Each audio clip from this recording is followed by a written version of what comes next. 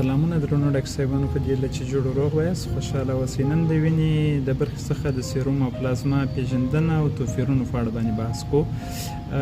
سیروم به یو وار وپېژنو. سیروم څه شی دی؟ سیروم هغه مایع برخه ده چې د وینې د لخته کېدو څخه وروسته په لاس راځي.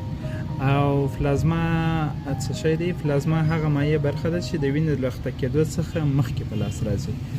او د دوی دواړو ترکیبو په اړه به بحث وکړو. ترکیبونه چې په دې کې چې شته، دواړه په کافي اندازه اوبه لري یا واټر، الکترولایټونه لري، ګلوکوز لري، هورمونونه لري، انټي باډیانې لري، انزایمونه لري او مختلف پروټینونه لري.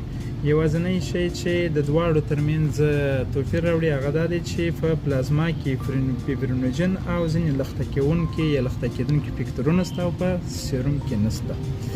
او بل توپیرونو ته بیا په لنډ ډول اشاره وکړو.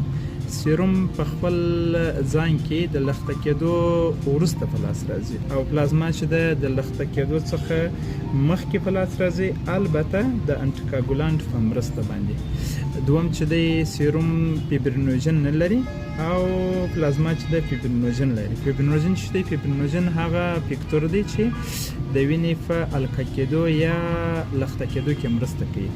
دریم، د لخته کېدو فکتورونه په مصرف رسیدلی وي. اکثره وخت په سیروم کې د لخته کېدو فکتورونه چې بیا بالاخره په روانو ویډیوګانو کې ووایو، دوی په مصرف رسیدلی وي. په پلازما کې د لخته کېدو فکتورونه شتون لري یا موجود دي.